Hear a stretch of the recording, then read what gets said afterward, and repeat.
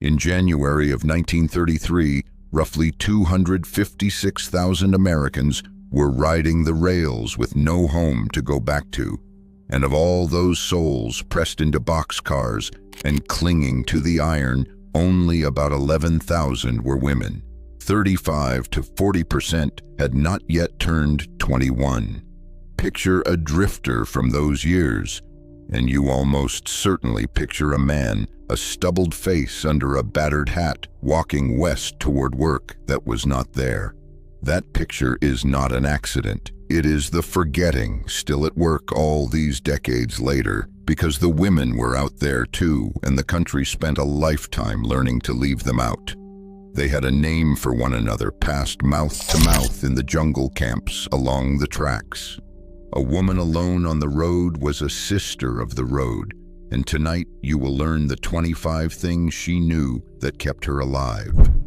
Most of us, soft and warm and certain, would not last a week out there. We could not read a strange town from the door of a slowing freight, and we would not know, at number 17, how to throw ourselves onto a moving train without leaving a hand on the gravel. Almost none of us know what waits at number 2, the proof these women existed, that the history books stepped so carefully around for nearly a century. We count down from 25, where she began, with the smallest skill of all. Number 25. Reading a town before your feet touched the ground. Every sister studied a place from the gap in the boxcar door, while the wheels still turned, because the news that mattered traveled mouth to mouth up the line, which yards held a gentle railroad man and which a cruel one, which churches fed you and which preached at you first. A woman who listened well at the fire knew a town before she walked into it, and one who guessed wrong could be jailed as a vagrant by noon. We have lost that art completely. What she did when no warning reached her in time comes next. Before we go on, take 1 second and subscribe, because what is coming up on this list could one day keep your own family alive. Number 24. The knock at the back door. When the sociologist Thomas Minehan went undercover among these travelers in 1933, gathering some 500 life histories on the road, he watched how the hungry got fed, and the surest method was this. You went to the back door, never the front, found the woman of the house, and you did not beg. You asked, softly, for whatever scraps she meant to throw out, and more often than not she handed over a full plate and something wrapped for the road. A man trying the same was waved off as a bum, but a tired, polite young woman was harder to refuse. That mercy is gone now in a country where no one comes to the back door. Whether you ate sitting or standing was the next thing she managed. Number 23. Reading the marks. The rest of the country could not see. Travelers left chalk and charcoal on fences and gateposts and water towers, and whether a true written code ever existed is argued by scholars, since the Historic Graffiti Society has cataloged over 1,000 pieces of rail writing and found little of the famous picture language. But the marks were real, and the old-timers swore by one in particular, a small drawing of a cat that meant a kind woman lived in that house. What survives of it hangs behind glass now in the National Cryptologic Museum and the Little Hobo Museum in Britt, Iowa. Why a clean collar mattered more than any mark is next. Number 22. Staying respectable on nothing at all. A woman on the road carried a burden no man did, the assumption, the moment she was seen, that she was a fallen woman, something to be run off. So she mended and washed and kept one good collar clean, because the housewife at the door had to see a traveler in trouble and not a tramp. That thin layer of dignity was the difference between a door that opened and a door that shut. The poorer she truly was, the harder she worked not to look it, and the prize for looking decent was a seat at a table. Number 21. Earning the sit down instead of the lump. The road had its own plain words for charity. A lump was food shoved out the door into your hands. Cold, eaten walking. A sit down was a place at the family table, a hot plate, a chair, a few minutes treated like a person. A sister who could win the sit down ate better and learned the whole town between bites. The lump kept you alive. The sit down reminded you that you still were. And when no door opened at all, she made warmth out of garbage, which is number 20. Number 20, Hoover leather and the Hoover blanket. The country was so bitter toward the president that it hung his name on every makeshift thing the poor improvised. Cardboard cut to fit a shoe with the sole worn through was Hoover leather. Newspaper packed under a thin coat was a Hoover blanket. An empty pocket turned inside out was a Hoover flag. A sister learned every one because winter on the rails killed the unprepared, quietly in the night. The poorest among us still know these tricks. Most of us have forgotten them, but none of it mattered if you traveled alone. The first hard turn on this list. That is the first warning. Everything until now has been the gentle end of it. The doors and the kindness and the cold. From here, the rails themselves begin to bite. And the first thing they teach is that a woman alone did not last. Number 19, never travel alone. Minehan found that the girls he met almost never rode by themselves. They moved in pairs or with a partner or tucked inside a pack of 10 or 12. 2 sets of eyes meant one could sleep while the other watched. 2 sisters of the road meant that when the wrong man climbed into the car, there was a witness, and a witness changed everything. The bond was practical before it was tender, but it was tender too. To ride alone was to be prey, and every woman who survived a long stretch could name the girl who kept her alive. How she hid in plain sight is next. Number 18, becoming a boy. Minehan described the girls dressed in overalls, in army breeches, in boys' coats with their hair cut short, and the reason was as old as the road. A girl read as a girl was a target the moment she was spotted, so she flattened herself into a slim young man, lowered her voice, kept her chin down, and moved through the yard unseen. The disguise has all but vanished now, but for these women, it was armor they put on every single morning. And even the best disguise could not make the next thing safe, the jump. Number 17, catching out on the fly. This is the one I promised you at the start. A freight pulling out of the yard or slowing at a bend and a half-second window to run alongside. Grab the iron ladder and swing your body up while the ground tore by beneath you. Get it right, and you rode for free across a state. Get it wrong, misjudged the speed by a breath, and the wheels took a hand, a foot, a leg, a life. The rail yards of the 30s were littered with the maimed who had tried and failed. Today, only a scattered handful of rail riders still know the trick. Once aboard, the next danger was the law that hunted you. Number 16. Beating the railroad bull. The railroads hired their own private police, the bulls, and they were not gentle with the people stealing rides. A sister learned which cars to choose, an empty refrigerator car, a grain car with its sheltered cubby, and learned to drop off before the train rolled into a watched yard. She read the bull's habits the way a hunted animal reads the hunter.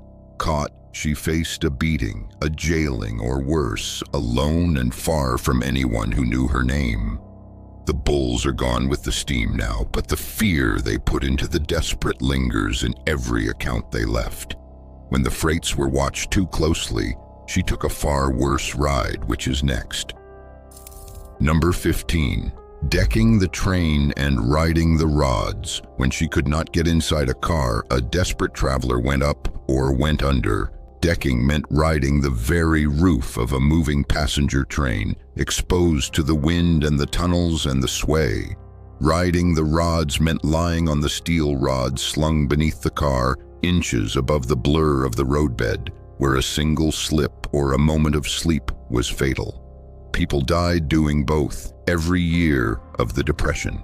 These were not adventures. They were the choices of women with no other way across the country. And the deadliest danger of all was not the train. It was the man already in the car with you. Number 14. That is the second warning. We have left the kitchens and the cold behind us, and we stand now in the yard itself, where the danger stops being weather and starts being men. Number 14. Reading the wolf. The single greatest threat to a woman on the rails was never the bull or the cold. It was assault, and every sister knew it. So she learned to read a camp the instant she entered it, to spot the predatory man the travelers called a wolf, and to find the few she could trust, the older men who held to the road's rule that a woman was not to be touched, and above all, the other sisters of the road who closed ranks around a stranger because she was one of them. That fast, cold reading of who meant harm was a skill paid for in the suffering of women who had read it too slow. Earning a place at a fire that was not yours is next. Number 13. Earning your place at the jungle fire. The camps beside the tracks, the jungles, ran on an unwritten law, and its first article was that you did not arrive empty-handed. You brought something to the pot, an onion, a few potatoes, a scrap of meat, or you brought your labor, the wood, the water, the scrubbing of cans. A sister who understood this was welcomed and fed. One who did not was quietly frozen out. What went into that shared pot is next, and it is one of the oldest skills of all. Number 12. Mixing the mulligan. The great communal dish of the camps was mulligan stew, described in print as far back as a 1900 account in the Sunday Oregonian, and built on a single idea that many people with almost nothing could eat if they pooled it. One built the fire and found a can. Another brought meat, another potatoes, another bread, and onions and salt. The one who ran it was the mulligan mixer, and a good mixer could feed a whole camp from a pot of odds and ends. The camps even kept rough committees to scrub the can and inspect what went in. The dish survives today only as a kitsch recipe. Where the meat in that pot came from is next. Number 11. Scavenging the parts no one wanted. The mulligan was only as good as what you could find, and a sister learned to find the food the well-fed threw away. The turkey neck the housewife discarded as refuse was a prize in the pot. Day-old bread from the bakery's back step, the bruised vegetables a grocer set out behind the store, offal and bones and trimmings, all of it became supper. There was no shame in it, only the eye that could see a meal in another's garbage. We have buried that eye under abundance, but it fed a generation. Cooking it all with nothing but a single can is next. Number 10. The tin can kitchen. A sister could run a whole kitchen out of cans pulled from a dump, a large one to boil the stew, a smaller one, often an old oyster tin, to brew coffee over the coals. She learned to boil questionable water before she drank it. The simplest and most life-saving discipline on the road, because dysentery in a camp far from any doctor could kill as surely as a train. Everything she cooked over wood she gathered herself. That whole kitchen, conjured beside any track in America, is beyond most of us now. The free fuel she gathered off the ground is number 9. Number 9. Picking the coal off the line. The steam engines that pulled those trains scattered coal along the roadbed as they ran, and families who lived near the tracks remembered being sent out with buckets to gather every fallen lump for the stove at home. A sister on the road did the same for her fire, walking the line with her eyes down, gathering the railroad's wasted fuel a piece at a time. It was free heat, lying there for anyone willing to bend and pick it up. The steam engines are long gone and the coal with them, but for those years the line itself provided. The work that fed her without ever being written down is next. Number 8. The invisible day's work. A great deal of what kept women alive on the road never appeared in any ledger because it was women's work and no one counted it. She washed laundry for a farm wife for a meal and a night in the barn. She scrubbed a kitchen, minded children, cleaned a boarding house, traded her hands for a plate and a dry floor. It was honest and hard, and it left no record, part of why history forgot her so easily. The labor that saved her is the same labor that erased her from the page. And why the official relief so rarely reached her is the next harder truth. That is the third warning. We have seen how she fed herself and hid herself and carried herself with dignity. Now comes the coldest part of the list, the truth of who was supposed to help her and did not. Number 7. Working the relief runaround. Here is the cruelty of it. Relief, such as it was tied to where you legally belonged, and a transient belonged nowhere. State after state demanded residency before it would help you, in some places as much as 5 years, which a wandering woman could never prove. The common practice was passing on, in which a town gave a transient a meal and a single night. Then the police walked her back to the tracks and told her to leave. She learned to expect it, to take the meal and the night and move before she was moved. The few doors that did open are next, and they charged for entry. Number 6. The mission map in her head. A sister carried the map of which missions and charity houses would take a woman at all, and they were heartbreakingly few, since most were built for men. The price of a bed was often a sermon sat through before the food came, a meal the travelers called angel food. And even then, the local poor were served first, the young and the female last. The relief stations gave a grown man 6 meals and 2 nights. But a youngster might get 2 meals and a single night, and then the street. The shelter system that was never built for her is number 5. Number 5. Surviving a system with no thread for you. In May of 1933, the New Deal created the Federal Transient Service under Harry Hopkins, the first real federal effort to shelter the homeless. And for 2 years, it ran camps nationwide. But those it served were overwhelmingly young, white, native-born men. The camps for women were almost non-existent. Then, in the autumn of 1935, the program was shut down, and the road filled again. A sister's survival here was understanding, clear-eyed, that the safety net the nation built had no thread for a woman alone. The disguise she wore to dodge the law was not rags, but respectability, which is next. Number 4. Passing as a lady, not a tramp. When a sister could scrape together the fare, she did not ride the freight at all. She bought a coach ticket, the travelers called it riding the cushions, dressed as well as she could manage, carried a single small valise, and became for a few hours a respectable woman traveling to visit family. Its purpose was to slip past the vagrancy laws that could see any visibly poor woman arrested on sight. To look like she belonged was to be left alone.